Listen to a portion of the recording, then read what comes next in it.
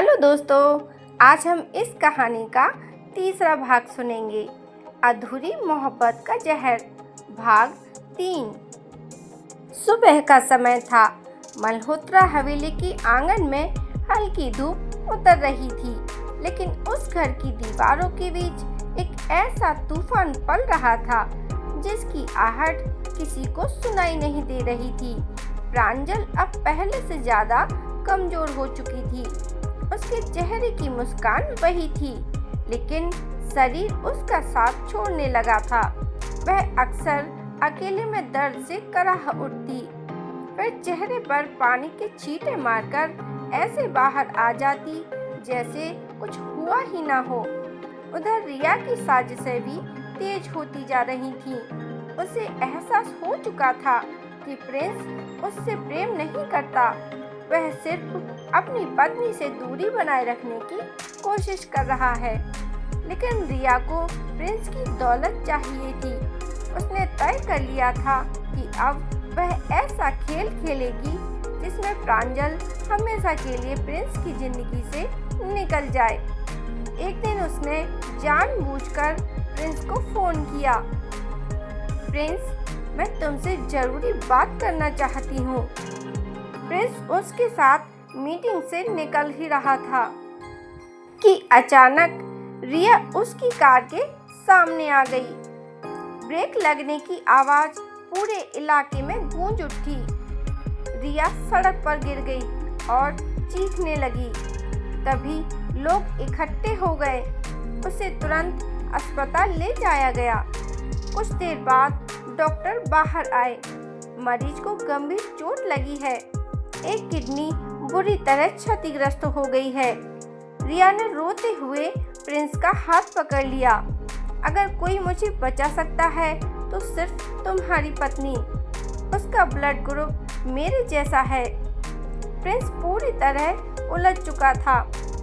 उसे समझ नहीं आ रहा था कि क्या करे। जब उसने घर आकर प्रांजल को यह बात बताई तो उसने बिना एक पल सोचे कहा, अगर मेरी वजह से किसी की जान बच सकती है तो मैं जांच करवा लूंगी। प्रिंस पहली बार उसे ध्यान से देखने लगा। जिस लड़की को उसने महीनों तक अपने दर्द का कारण समझा, वही आज बिना शिकायत किए किसी और की जान बचाने को तैयार थी। अगले दिन अस्पताल में जांच शुरू हुई। डॉक्टर ने कई रिपोर्ट लिखी। कुछ देर बाद उसके चेहरे का रंग बदल गया। उन्होंने तुरंत प्रिंस को अपने कैबिनेट में बुलाया। कमरे का दरवाजा बंद हुआ। डॉक्टर ने धीरे से एक फाइल उसकी ओर बढ़ाई। क्या आप जानते हैं कि आपकी पत्नी पिछले कई महीनों से इलाज करवा रही है? और तभी प्रिंस चौंक गया। इलाज? किस बात का? डॉक्टर की आवाज भारी हो गई। उन्हें अंतिम चरण का कैंसर है। बीमारी अब पूरे शरीर में फैल चुकी है। प्रिंस के पैर तले जैसे जमीन खिसक गई हो। नहीं, ऐसा नहीं हो सकता। डॉक्टर ने अगली फाइल खोली और एक बात उन्होंने साफ मना किया था कि आपको कुछ न बताया जाए। तभी प्रिंस की आंखों के सामने अंधेरा सा छा गया। उसे याद आने लगा कि हर रात प्रांजल का चुपचाप दर्द सहना, बार बार चक्कर आना, खाना छोड़ देना, फिर भी हर सुबह उसके लिए मुस्कुराना। वह कुर्सी पर बैठ गया और तभी फूट फूट कर रोने लगा।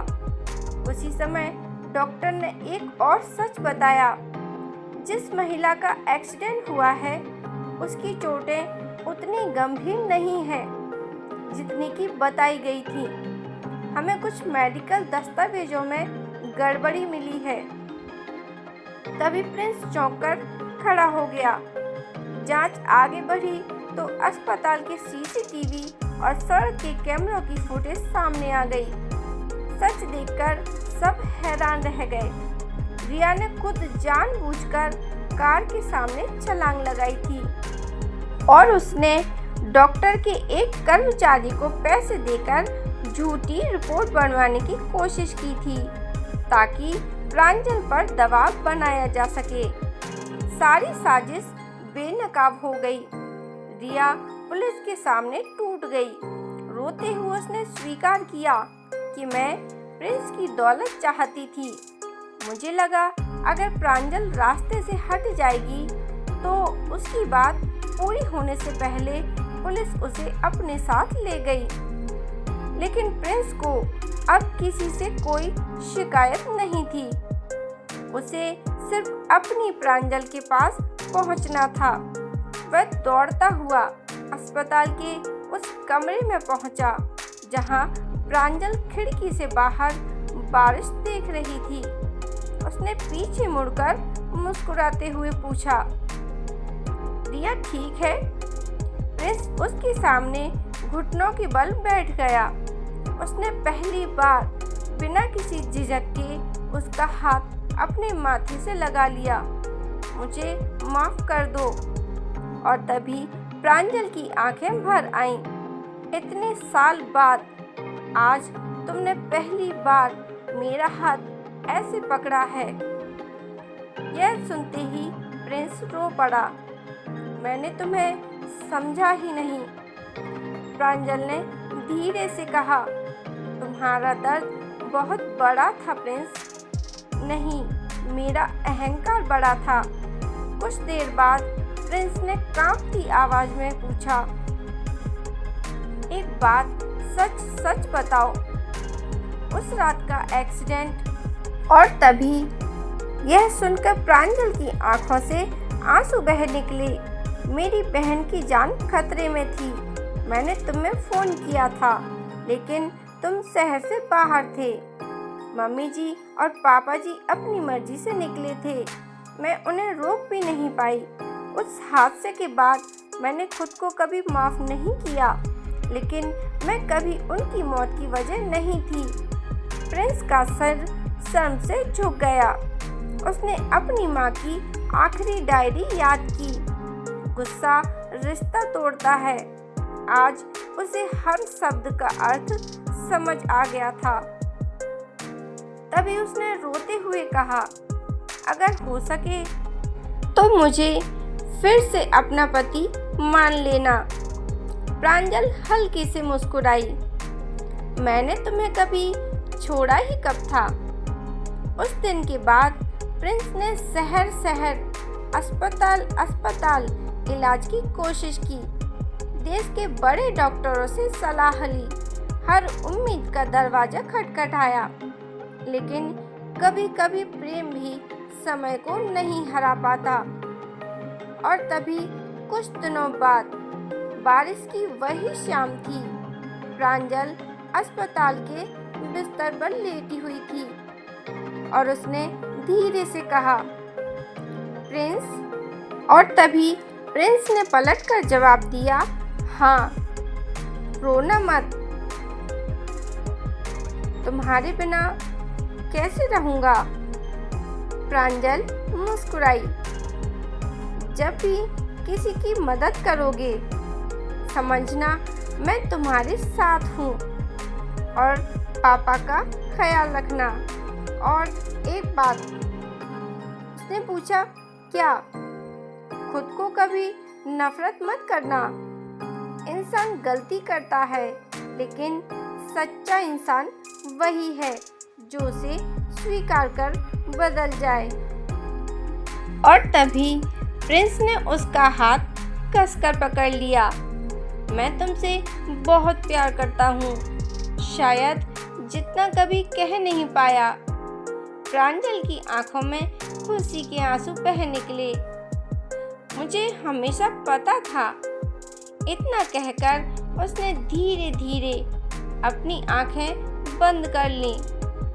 मॉनिटर की सीधी होती रेखा ने कमरे की खामोशी को हमेशा के लिए बदल दिया। प्रिंस ने उसकी हथेली अपने सीने से लगा ली। उस दिन उसने सिर्फ अपनी पत्नी नहीं खोई, उसने वह इंसान खो दिया जिसने हर दर्द के बाद भी उससे बेइंतहा मोहब्बत की थी और 1 वर्ष बाद प्रिंस ने अपनी मां सविता और अपनी पत्नी प्रांजल के नाम पर एक कैंसर सहायता ट्रस्ट की स्थापना की। वहां आर्थिक रूप से कमजोर मरीजों का निःशुल्क इलाज कराया जाने लगा। हवेली का एक हिस्सा वृद्धों और गरीब बीमारियों से जूझ रहे लोगों की सेवा के लिए समर्पित कर दिया गया। मुख्य द्वार पर संगमरमर की एक पट्टिका लगाई गई जिस पर लिखा था, सच्चा प्रेम अधिकार नहीं मांगता, वह अंत तक साथ निभाता है। अब हर बारिश में प्रिंस उसी बगीचे की बेंच पर बैठता था जहां कभी प्रांजल मुस्कुराकर कहा करती थी, एक दिन तुम्हारा गुस्सा हार जाएगा। वह आसमान की ओर देखकर धीमे से कहता, तुम जीत गई प्रांजल, क्योंकि तुम्हारी मोहब्बत मेरी नफरत से कहीं ज़्यादा बड़ी थी। और शायद यही उसकी प्रेम कहानी का सबसे बड़ा रहस्य था। जिस लड़की को सबने कमजोर समझा, वही अंत तक सबसे मजबूत निकली। और जिस लड़के को दुनिया ताकतवर कहती थी, उसे प्रेम का अर्थ उसी ने सिखाया। तो दोस्तों, कहानी यहीं ख़त्म होती है। अगर आपको मेरी वीडियो अच्छी लगी हो तो मेरी वीडियो को लाइक करें, शेयर करें और ऐसी ही इंटरेस्टिंग कहानियों के लिए मेरे चैनल को सब्सक्राइब करें और बेल आइकन को प्रेस करके रखें, जिससे जब भी वीडियो अपलोड हो तो आप तक नोटिफिकेशन सबसे पहले पहुंच जाए। वीडियो देखने के लिए आप सभी दोस्तों का बहुत बहुत धन्यवाद।